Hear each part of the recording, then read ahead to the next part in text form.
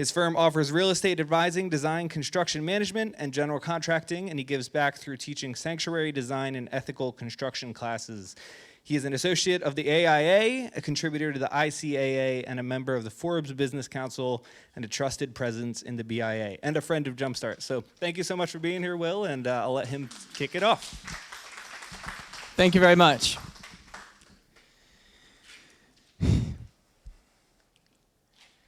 So tonight, we're going to talk about something that is critical to the success of all of our projects, right? And what is that thing? That is contracts. So contracts are not just a collection of documents with lots of legalese. They are the equivalent of a written down handshake, a written down agreement that if you get it wrong, it can really backfire. And if you get it right, you can succeed and go on to grow and do amazing things. So with that, for tonight, we're going to go through a lot of material. So if I go too fast, just slow me down. And if people have questions, I would love to answer them for all of you. Essentially, we're going to go through what's the legal structuring that you need to have a good contract. What are the project delivery methods? What are contract types? What are the characteristics that contracts share in common? How to review contracts, right? And I think this is very critical for all of us. And then we're going to have a little practice session so that we can really apply what we learned in this presentation. So I'll ask the audience, who here has any idea what makes a contract a contract? What do you have to have in order for it to be a contract? Anybody? Yeah. Okay, so we have parties. What else? Yeah, parties for sure. What else might we need? Exactly, consideration, right? So there needs to be some value exchanged, right? There needs to be a monetary amount. What else? Does anyone have any other ideas? Okay. Time, yes, but that's not essential to a contract, right?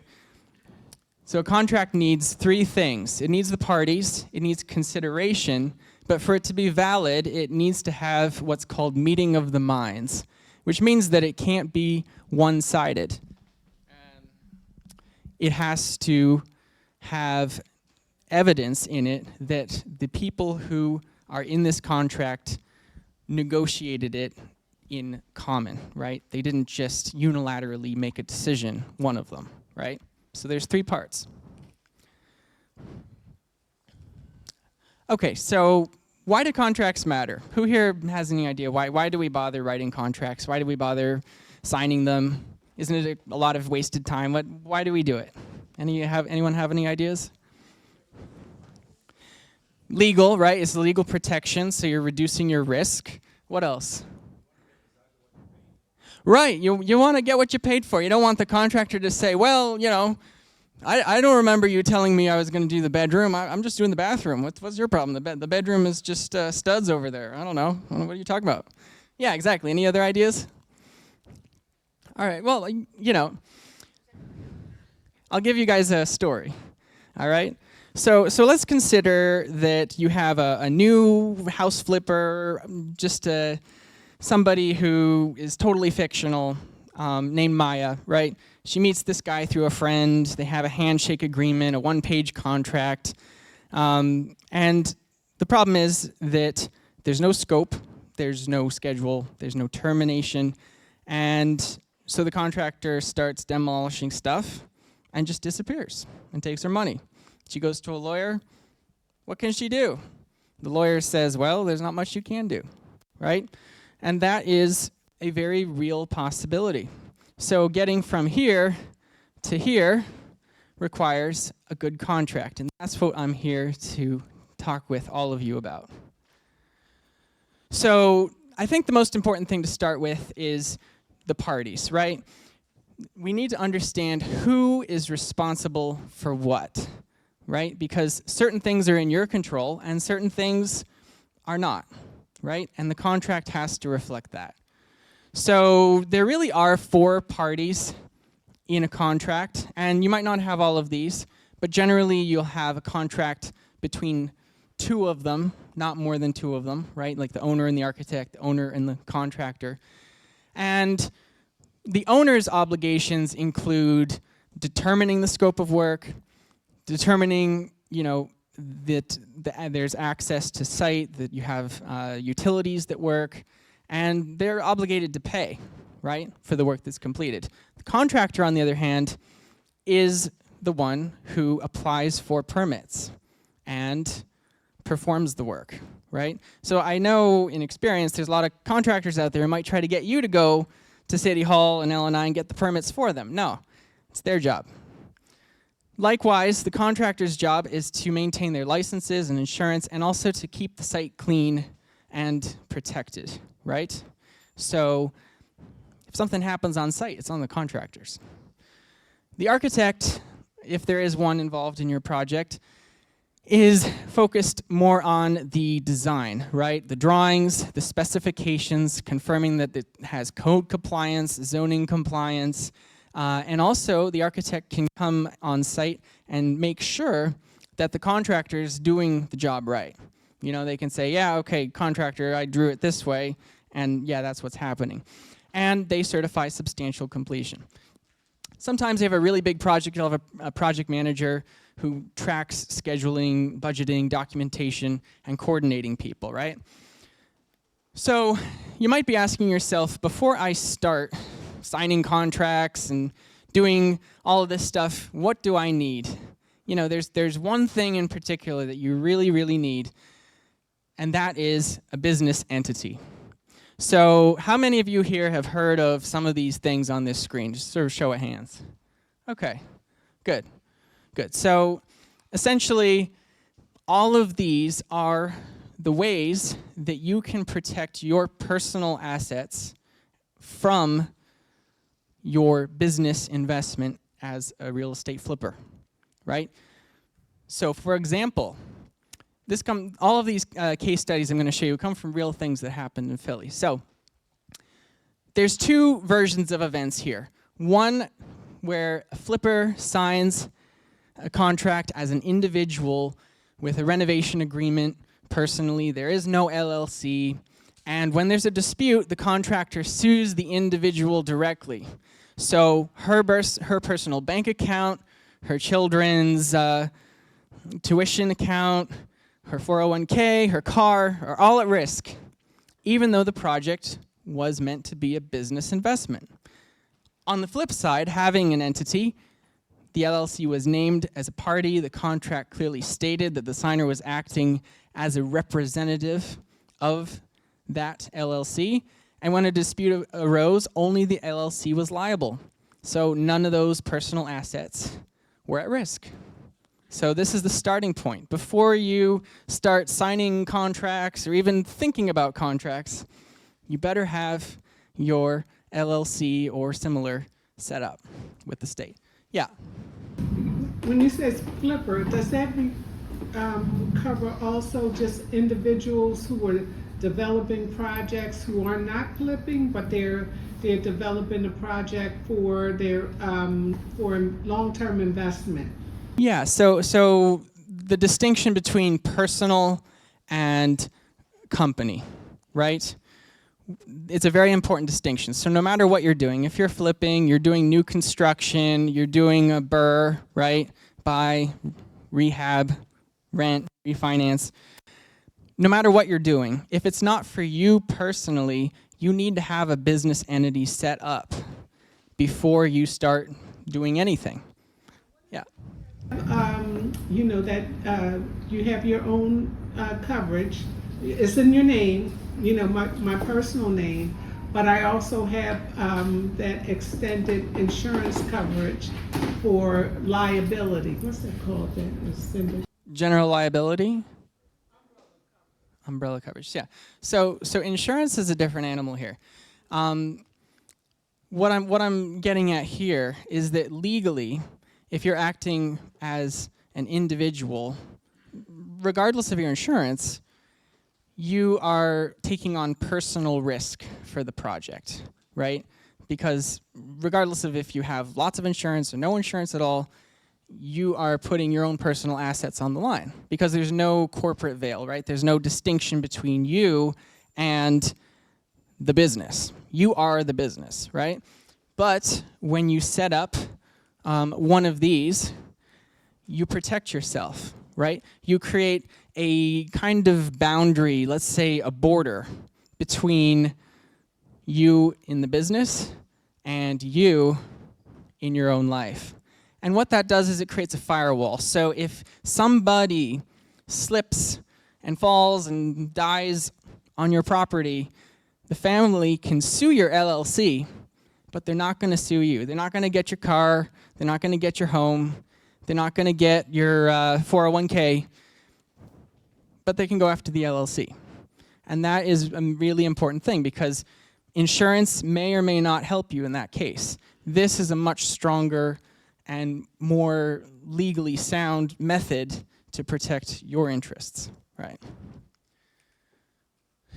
So with this in mind, okay, let's say, okay, now you have your LLC set up, your limited liability company, you've got that done. So you're asking yourself, how do I make a project happen? What are the delivery methods for a project? Does anybody have any ideas in the audience of what we might do? What are some of the ways that projects get delivered out there? All right, yeah. Okay, yeah, well that's more advertising. I'm talking about like actually doing the work. There's some specific things here. So there are 5 specific delivery methods that projects have. They're design, bid, build. So you have an architect design it. The drawings go out for bidding, and then different contractors bid on it. You choose one, and the one that you chose builds it. It's a very linear process. It's also slower. Design build, on the other hand, means that you have one company that does the design and the construction, and they can get it done really fast. But you give up some control, right? Because now you don't have these multiple parties involved of an architect over here and a contractor over here. The architect and the contractor are the same. So that means that you have to have more trust in that relationship. But the flip side is you get it done faster. And what do we all know that means? Like time is money, you can make more money, right? Construction manager at risk. Who here knows what a construction manager is? Do people know what that means? So a construction manager is a professional who represents the owner's interests, right? And there's 2 kinds, right? Construction manager at risk, which means that the construction manager is not self-performing the work, but they are hiring all the subcontractors who do the work for you, and essentially they're acting in your interests, right? Whereas a construction manager as agent, as an owner's rep, they are not at risk, right? They are not performing anything, but they are the expert to be the intermediary between perhaps a less knowledgeable owner and a savvy contractor, so they don't get taken advantage of, right? So that's another option, and there's agencies that do that here in Philly, including myself. Yeah, go. Would that be considered a GC or a project manager? No, so a GC is a general contractor. General contractor is different. General contractor self-performs, meaning they themselves are building the walls, putting up the drywall, painting, installing the windows, all that stuff, doing the kitchen and the bathroom. The construction manager does not self-perform. The construction manager represents you. They're an expert. They know the ins and outs of the industry, and for a fee, they give you their expertise and they run the project for you, right? So they hire all the GCs, right? And they're not GCs in that case, they're subs, all right? The last one is integrated, sorry. Under that formula, the GCs are subs, so the construction manager at risk would be the one that would be responsible for the entire project and oversee all the general parties. Exactly, yeah. So they take that off your plate, right? They're taking your risk and putting it on themselves, right? for a fee. Exactly. Yeah. So why would you want to hire the construction manager as agent and not just have a construction manager at risk?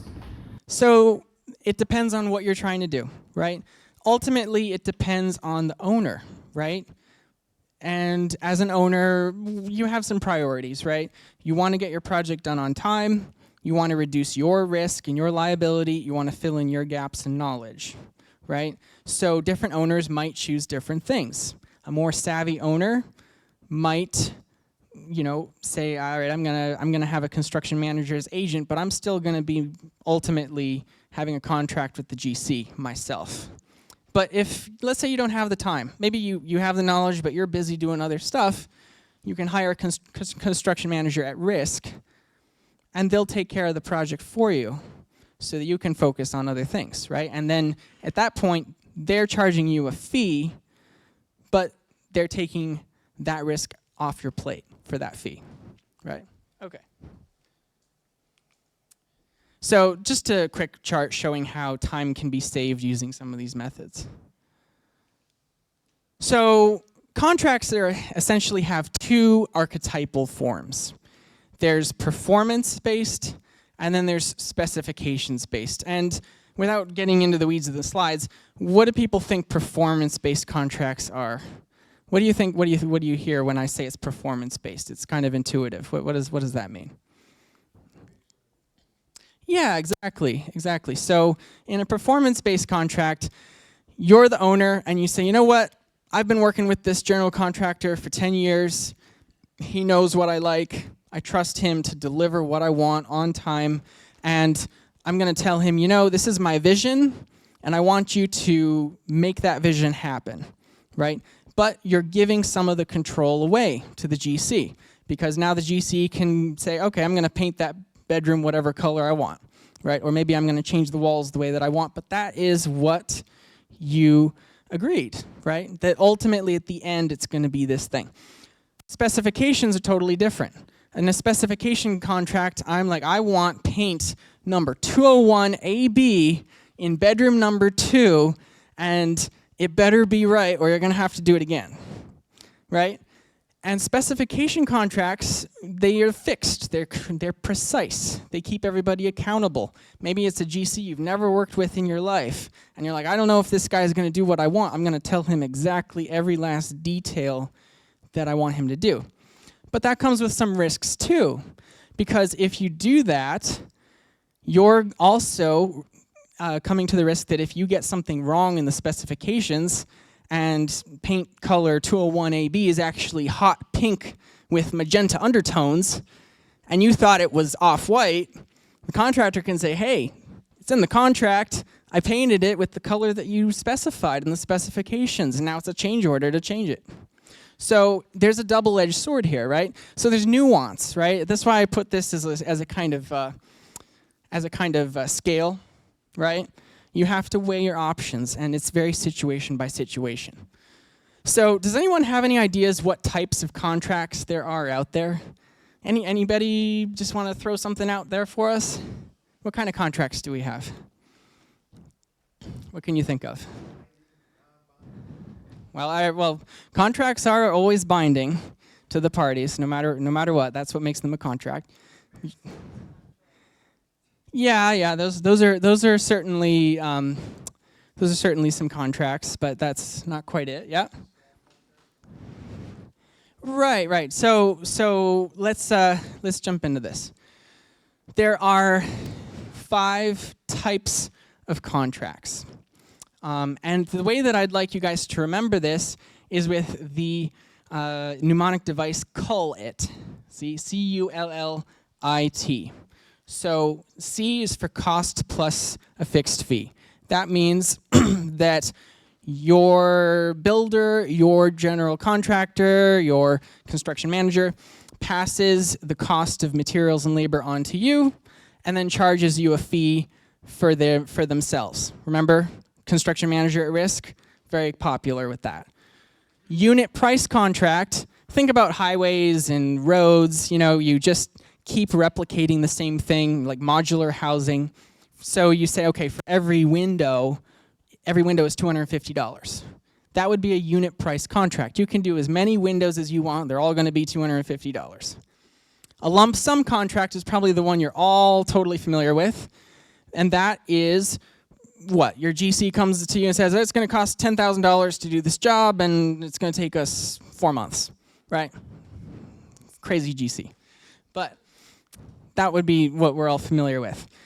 The limited fee, which is also called guaranteed maximum price, it's a contract which says, you know what? We're probably going to spend $100,000 on this, but there could be some increased costs with change orders, unforeseen events. So the guaranteed maximum price that we will never exceed is $150,000. So what that does is it incentivizes your GC, your builder, to manage their budget better, right? Because one of the pitfalls with some of these other contract types is that change orders can make them grow forever. Whereas with a guaranteed maximum price, you set a cap on how much it can grow past the amount that you started with, which really is now transferring the risk to the GC.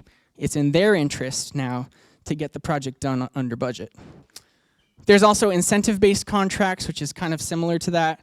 And then there's time and materials, right? Time and materials is perhaps the one that requires the most knowledge from the owner and the most trust. Because what it is it's saying that the GC comes to you and says, this is how much I paid everybody for the hours of time, and here's how much I spent on the drywall and the screws, and here's my receipts, right?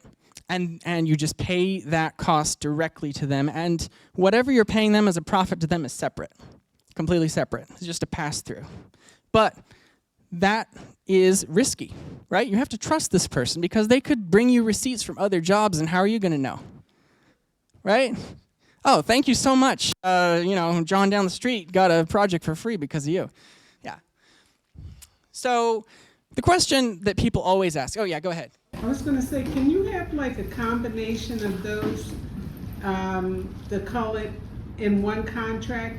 Where you have an incentive there, like if the contractor meets a deadline, like he or she finished the job a month early, there's an incentive there for them, a monetary incentive for them to do that. Also, if you keep it in the guaranteed maximum price as well. You know what I mean? Can you? Yeah, absolutely. So some of these can be combined. Like incentive-based contracts tend to be married with one of these other ones to make it more successful.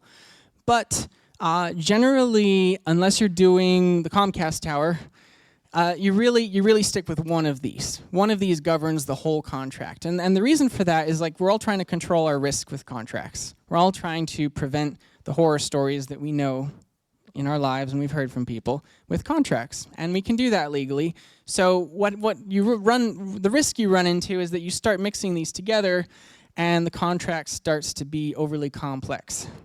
Right? So it takes a lot of lawyers and legal experts to say, okay, well, this is how it should work. Because you can make a contract that actually doesn't hold up in court if you start mixing these together arbitrarily. Okay, so the question that people always ask is, do I need to write my own contracts, right? Especially general contractors. Any GCs in this room? Okay. So me being a GC, for a long time, I was like, oh, I got to make my own contracts, and I spent a lot of time writing contracts, and I was like, oh, this isn't very good, and I have to talk to somebody, and they make it a little better. Actually, there are standard contract documents published for your use out there. The big three are the American Institute of Architects, Consensus Docs, and the Engineers Joint Contract Documents Committee. And what you can do is you can go on their website and say, this is the contract I want to use. You pay a fee or you don't, depending on the service that they're offering you. And then you take that contract, you customize it with the names and phone numbers of whoever is involved, and you have a legally binding contract that has been tested with lawyers and legal advice, so you didn't have to pay for that. It's a very useful tool. But you still need to know what to include in contracts, because if you're the owner, 9 times out of 10, you're not the one writing the contract. You are receiving the contract from your GC, right? I mean, that's what happens. So this is where I want to introduce the acronym, the mnemonic device that I want everybody to memorize here. This is very, very important. These are the 9 things that every contract has, always. If you don't have one of these things, the contract is incomplete, right? You can still have a contract with meeting of the minds, parties, and what was the third one? Consideration, right? But that contract is not going to help you a lot, right? It's not going to make you strong. It's going to give you risks that you don't want. So this is how you protect yourself from those risks. So C for change orders. You need to know what happens when there's a change order. R for roles and responsibilities. You need to say, okay, exactly what is the GC responsible for? What are you responsible for? What are the consultants responsible for? What can the subs do? Insurance. Insurance is not optional, right? I'm sure you have had plenty of experiences with GCs and people out there like, I got some insurance, or I don't have any insurance, but I can do stuff. No, insurance has to be there. It's just construction. It's a risky thing to do. Scope. You need to have a defined scope, right? You need to know exactly what you're doing and what you got to do. Payment terms, right? You need to understand not just how much money is being paid, but the timing of like, how do you pay for what? That's very important. Termination. You need to have a way to exit this contract or to fire somebody without going to court. If you don't have a lot of options, right? You're stuck with somebody who's just stringing you along and not doing their job. You don't have anything to do. You have to take them to court. Integrity and risk, right? We need to control our risks. Legal, it needs to be compliant with the laws. And you need to have an exit strategy in that contract for whenever the project is over, right? You need to know exactly how you're exiting this project. So lay every contract like a crisp tile, right? Clean, aligned, built to hold. So in my projects, what might I expect? So first off, changes always happen, right? Scope drift is inevitable, but the contract can determine whether that drift sinks you and causes lots of problems, or whether you're fine and you keep going to live another day. So consider this example, right? A flipper hires a GC to renovate a row home in Brewtown, and meanwhile, the GC says, you know what, I think it needs a 3rd bedroom. I'm just going to do it, and I'm going to charge you $8,000 extra for that. Without the right contract, now that owner has to pay $8,000 for a bedroom they didn't want, right? Whereas you have a clear scope, that doesn't happen. Also, insurance isn't optional, like I said before. Take, for example, a worker who fell from scaffolding in Kensington, and the GC had no insurance. Guess who is getting sued? You. You are. You don't want that. So with insurance, the GC provides a certificate of general liability and workers' comp, and this is very, very important, listing the owner as additional insured. So if you get an insurance policy from your GC, ask them to put you as the additional insured, or your company, right, your LLC. If they don't do that, their insurance may not cover you. Very important. So, about insurance. There really are 2 types of insurance, right? There's first party and third party. First party for yourself, like builder's risk. Third party for others. Payment timing is critical, like I said. This poor Burr investor paid 50% to his GC, who did a little demo and ran off with the money. That happens a lot. With correct payment timing, you can prevent that from ever happening. Termination clauses save projects. So without a termination clause, you try to fire a GC, they're like, hey, you're violating the contract, now I'm taking you to court. With a termination clause, you exit, no lawsuit. So what's the difference between bonds and guarantees, right? So like maybe this guy was like guaranteeing his work. What's a guarantee? Does anyone have an idea? A guarantee is a promise, a hope, a wish, and a prayer, backed up by nobody. Bonds are backed by surety companies. So your GC eggs out and disappears, the surety comes in and makes it happen. Usually for bigger projects, public works, government projects, million-dollar projects. You can still ask your GC for a bond. It's totally legal. They might not do it. But guarantees where they try to sell you, oh, I'm going to guarantee, I have warranties, yada, yada, yada. It doesn't mean anything. It doesn't mean diddly squat because there is no third party who's promising that to you, right? So another one, integrity risk. Lien waivers protect equity. Who here has heard of a lien waiver? Right. So lien waivers are so important. If you haven't heard of them, pay so close attention because this is the #1 way that you can get screwed in a contract. You look at this example, right? No lien waiver. The subcontractor filed a lien even though the owner paid the general contractor in full.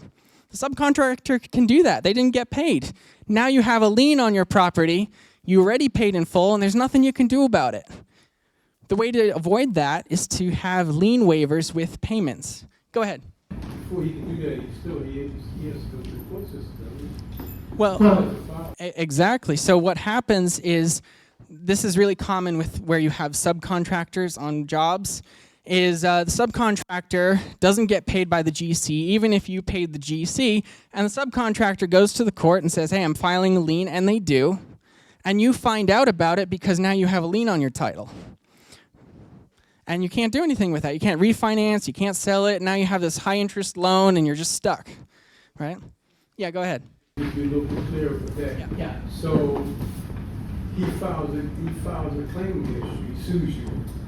However, you still have an opportunity to be heard at court. Well, it's going to be, you're absolutely right about that. I mean, the judge would say yes or no or whatever, but you still have that opportunity to say, hey, I paid the general contractor. Right, exactly. No, exactly. You have that, but do you really want to do that? Right? That's what we're getting at here, right? The whole idea of doing contracts like this is to prevent you from having to go to court and prove to the judge that you paid this GC and it's the GC's fault that the subcontractor is doing this, right? Yeah. So you have to get your, let's just say your construction manager or agent to make sure that subcontractors and the GC sign this lien waiver. Exactly. So what you can do is you can make payment conditional on the lien waiver. So what that means is I'm not giving you a penny until you sign my lien waiver. And they have to do it because I paid you, now you can't put a lien on my property. So you're saying that you have the GC sign a lien waiver, or you have the subcontractor sign a lien waiver? Right, so if you have a contract with the GC and you don't have any contract with the subs, so you cover yourself by having a lien waiver signed with the GC. Because now the GC can't say that he didn't pay the subcontractor because of you. All right? But the subcontractor, he can still say that he didn't. How does that affect? So what'll happen is now the general contractor is liable, not the owner, for the subcontractor's problem. But if the subcontractor goes to the courts and file a lien, don't you still have to address that? Yeah, so what you would do in that case is you would take your lien waiver to the court and automatically they take it off. Automatically. It's quick. Notarized or anything, or just a regular contract signed and you know, what you would want to do is you want to have it duly signed between you and the other party in that contract. If you want to make it more official, you can notarize it. It's not required, but it's an option. What about a lawyer? Making sure that the signatures, the affidavits are legal. Is that necessary or not necessary? I mean, that's up to you. I mean, the lien waiver is doing a very simple job. It's proving that, you know, you paid for X amount of work, which was completed. It's a very simple document. There's no need to have extra verification on that. These are great questions. I'm so glad you guys are into this. So another thing is, a lot of times contractors, they might tell you, oh, inspections, it's not a problem, whatever. No, inspections are always required. So take, for example, this house flipper in West Kensington. GC didn't have any inspections, and guess what happened? The project's done. Everything's perfect. L&I says, where's your rough-in inspection? They have to demolish the walls, expose all the pipes, expose all the wires. Can you imagine what a nightmare that is? Always have inspections. Don't listen to general contractors who tell you they're not going to do inspections. If they do, run the other way. Seriously. The GC should be contractually responsible for all the inspections. And you can make that contingent on payment, right? You can say, I'm not going to pay you or give you a lien waiver until I have a past inspection for this phase of the project. So this is the best part of the presentation, really. What methods can I use to review contracts, right? This is the wonderful thing that empowers everybody here to see through the BS that all these guys out there will give you, and they will, as you'll see from some of the examples in this presentation. So obviously the lawyers do a lot of stuff like this. You can just take a quick picture of that. We're kind of running out of time. But yeah, exactly. But what can you do, right? You can do the what-if test. You can kind of logically think through it. You can isolate clauses and say, does this make sense? Think about role reversal. If you were the GC, how would you behave, right? There's lots of options here. The big one is number 7. What is the contract silent about? That's when we get into Pennsylvania common law. So what happens when you don't have a contract and you have someone working for you? I'm sure we've all seen that situation somewhere, sometime. Well, common law, does everyone know what that is? It's it's a set of rules that the state has based on court precedents from the past. Essentially, it breaks down like this. It's on the checklist. You can go through it. It's not really the point of this presentation, but if you're stuck, look at this because this will save you. So here's the last part of what I'm going to present to you guys, where you get to exercise your muscles and apply all the things that we've been talking about together. All right, who's ready for a pop quiz? Woo! All right. So here's our first contract term, and remember crisp tile. Everybody remember crisp tile? Okay. So I want you guys to read this and see what is the thing that's wrong here. The contractor shall perform all work necessary to complete the project as generally outlined in the design intent documents, subject to interpretation by the architect. What's the problem? Anyone see a problem? Yeah. Yeah, exactly. What else?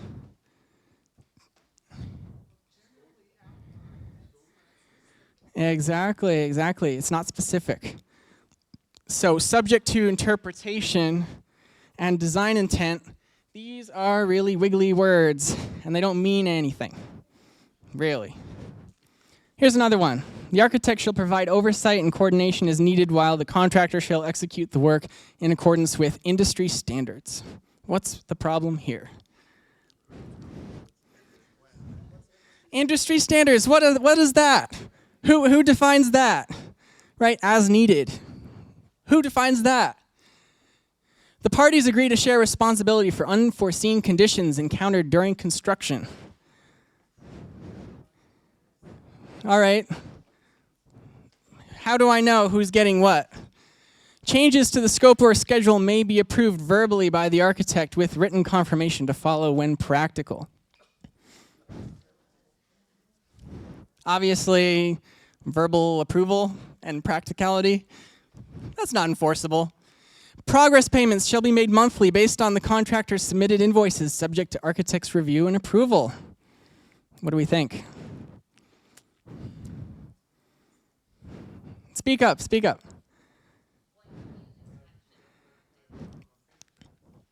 Yeah, it's totally unclear. Like submitted invoice, review and approval, like, okay, but did you get an inspection? Did we complete a certain amount of the work? Either party may terminate this agreement with 15 days notice if the working relationship becomes strained or unproductive. What's the problem here? Yeah, what does that mean? Strained. I feel strained today. Goodbye. I know I'm in the middle of your project, but hey, I'm too stressed out. In the event of a disagreement, the parties shall make reasonable efforts to resolve the matter amicably before pursuing legal remedies. I mean, yeah, reasonable efforts. What does that mean, right? The contractor shall maintain appropriate insurance coverage throughout the duration of the project. What's the problem here? Yeah, what kind of insurance? Exactly. What kind of insurance should they be putting here? What is it? Well, not necessarily bonded, but general liability and workers' comp, yes, which is first or third person insurance. Third person, right? It's protecting people who are third person. There you go. The agreement shall comply with all applicable laws and regulations. What do people think? What's the problem? Yeah, what's applicable? Are we in Pennsylvania? Are we in Delaware? Are we in Taiwan? Where are we? Upon termination, both parties shall make reasonable efforts to resolve outstanding matters amicably. I mean, yeah, exactly. What is this? Now here's the hard one for everybody. In the event of a delay, the contractor shall be liable for actual damages incurred by the owner, which shall be calculated at a rate of $1,000 per day. So what do we think about this? What's the problem here? Well, hey, I mean, we have a number, right? $1,000 per day. That's pretty specific.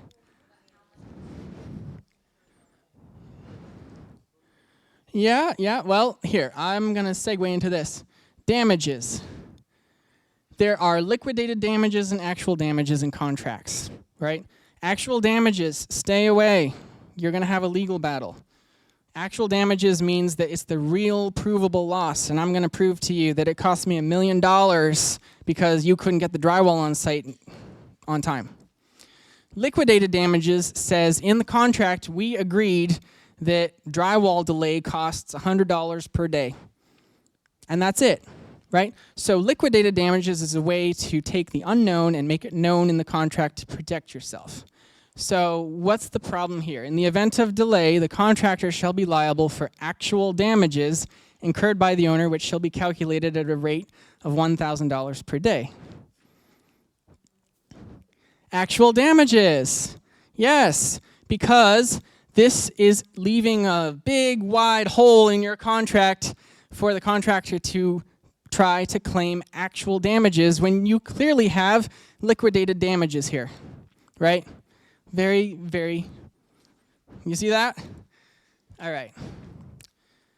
So in closing, I want us to reflect on this idea that what does it mean to build trust in a world of risk, right?